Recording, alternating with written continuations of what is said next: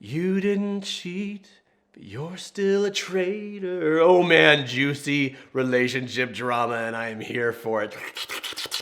Mended light.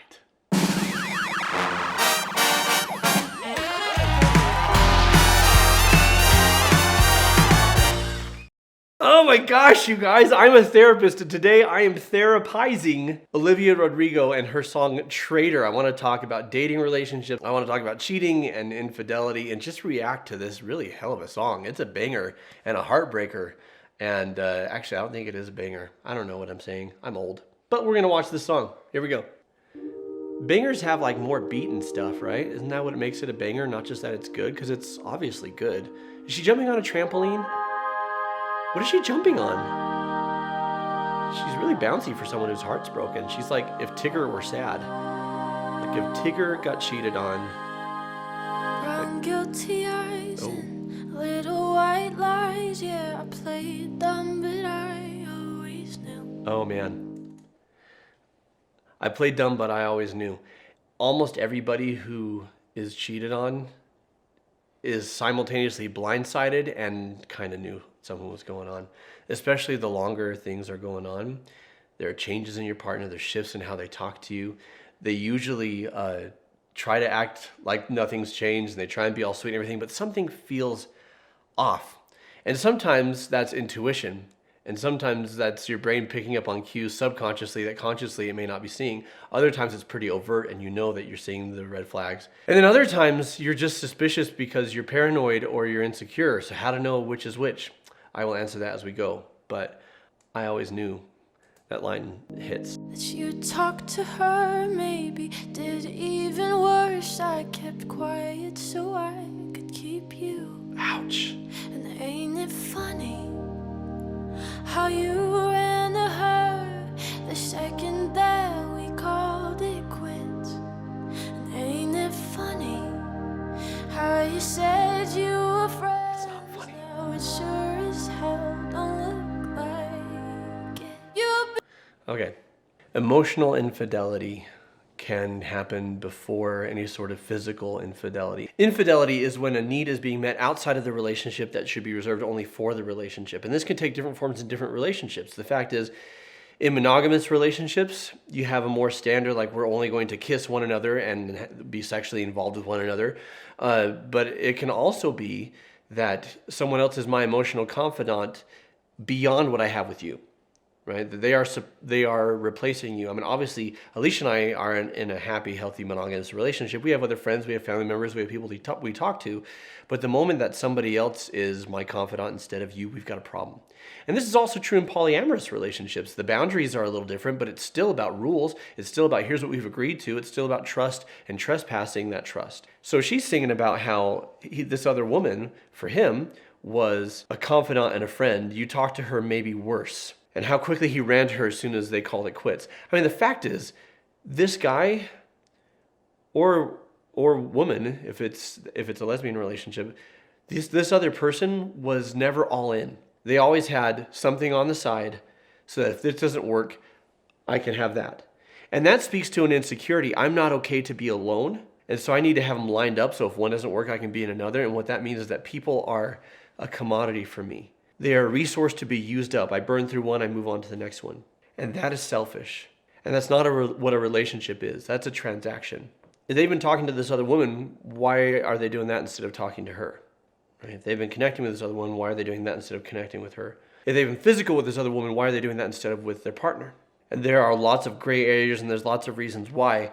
And I've gotten dinged for this in the comments sometimes, but I will stand by this statement. If I cheat, it's not because something's wrong in the relationship. I cheat because of a lack of integrity.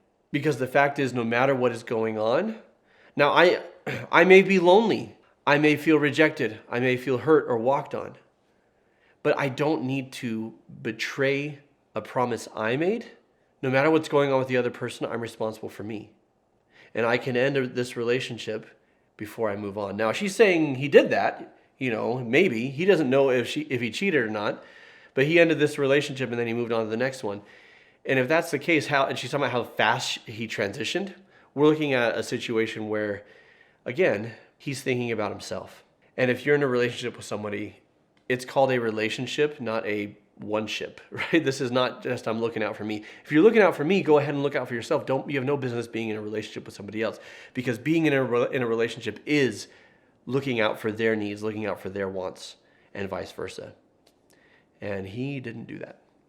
Betrayed me, and I know that you'll never feel sorry for the way I hurt. Yeah, you talked to her when we were together, loved you at your worst, but that didn't matter. It took you 2 weeks to go off and date her. Guess you didn't cheat, but you're still a traitor. Oh man, that hits me so hard because I lived that. I had someone break up with me, and a week later they were with somebody else. And I found out, like through a little detective work, that they had connected a couple weeks before she broke up with me.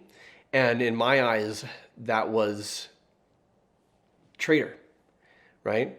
And the assertion that we never kissed, we never dated until you and I were done. But the transition was already happening, and it happened so fast, and it was really hard for young Jonathan to deal with that. You talked to her while we were together, loved you at your worst, but it didn't matter. Here's what I would say about that. Yes, we love each other at our worst. That's a relationship. But what matters is, what do they look like at their worst?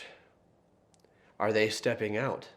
Are they looking to get their needs met elsewhere instead of here? If that's what they look like at their worst, then it's not a virtue to love them at their worst. Loving someone at their worst is sometimes they have a temper, and I'm not talking about abuse. I'm just talking about they're tired or they're grumpy. Sometimes they leave clothes lying around. Sometimes they struggle with this or with that. It's human frailties. There's a difference between that and abuse or neglect. It's not a virtue to stay with someone who abuses you. It's not a virtue to stay with somebody who puts their needs before yours consistently. And you might be watching this going, okay, well, how do I even have a relationship? Because isn't that everybody? We grow and we mature, and we choose to. And we choose to be alone rather than be with someone who can't walk that walk. Someone who can't love us the way that we can love, with the commitment, with the fervor, with the loyalty. Know that you are worth waiting around for. Know that you are worth holding off for somebody who can love you as well as you can love them. Now you bring her around just to shut me down, show her off like she's a new trophy. Well, I know she'll get hurt if too. you were true, there's no damn way that you could fall in love with somebody that quickly. Valid, but he's not in love. Ain't it funny? Hang on. He's not in love. People who use and discard other people, it's not love. I mean, let's talk about how we define love. Is it attraction? Is it this is the person I'm all about now? Is it I'm crazy about this person? Okay, if that's in love, then it's shallow, right? And yeah, we can have flavors of the week or flavors of the month and just burn through them and move through them quickly.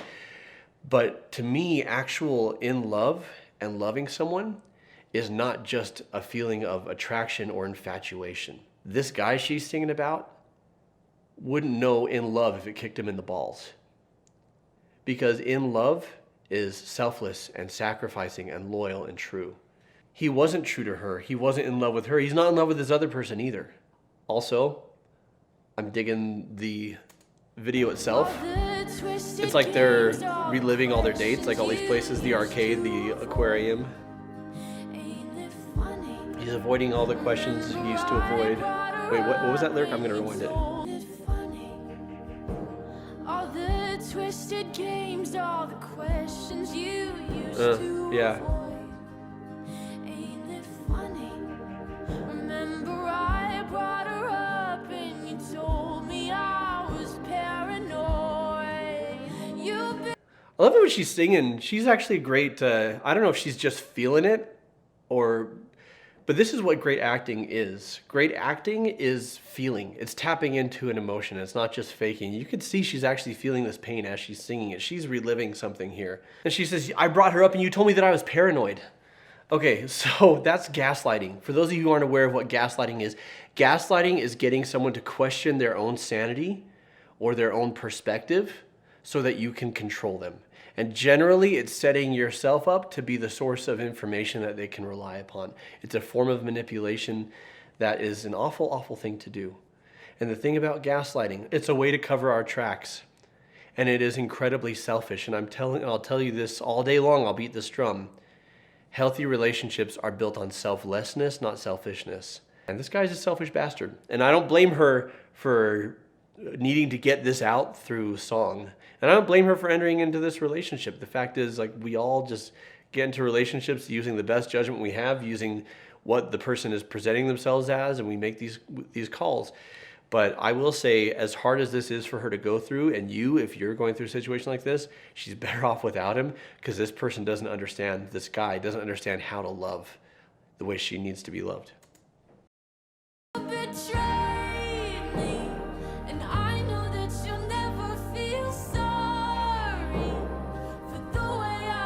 How does she know that? If she knows that he'll never feel sorry, again, that's not accountability and that's not compassion, so she's better off without him. So I think she's remembering, yeah, I think the idea is here's all of our memories together. She's revisiting the old haunts. But now she's jumping in with new friends. And she's hanging out with people. Oh man, that's a hard-hitting line. I wish that you had thought this through before I went and fell in love with you. That's valid, by the way. If you're somebody who's not sure that you can be faithful and true, if you're someone who is not sure that you are grounded enough yet to commit yourself to somebody, don't do it. And be okay to be on your own or to have casual relationships where it's all on the table, that this is casual, I'm not looking for it to go anywhere, because other people are looking for that too. And connect with those people. It is immoral and unethical to lead someone on when you know that they want a committed relationship and you don't, or you want one but you can't handle one. Far better to say, I'm not ready, I'm not in a place where I can do this, or this isn't something that I want, so that they can move on with their life. I want to find whoever she's singing the song about. I want to put him over my knee and I want to paddle him. He just needs a good old-fashioned paddling.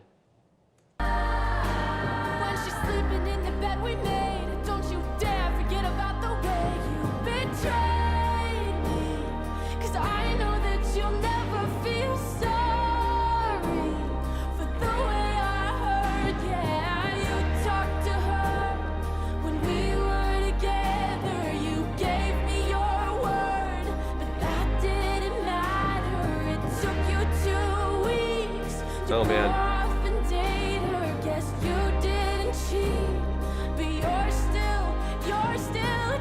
Where was this song when I needed it like 20 years ago when this happened to me? This would have been my jam.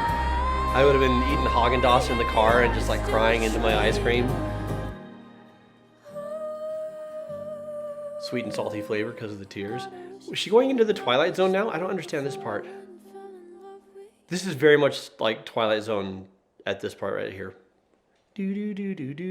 Oh man, well I've said what I need to say about that. If you enjoyed this video, check out Buffy Gets Therapized, where I talk about Buffy and her relationships and her losses through the lens of a therapist. Has someone cheated on you, or was someone a traitor to you? I want to hear in the comments below how you dealt and how you're dealing.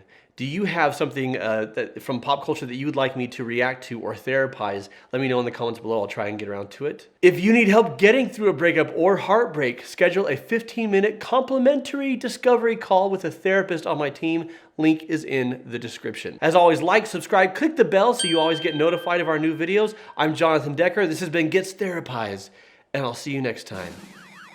Oh, look, there it is. There's the video I was telling you about. You're gonna click on it right now because you probably have better things to do, but no, I take it back. You have stuff to do, but nothing better than this.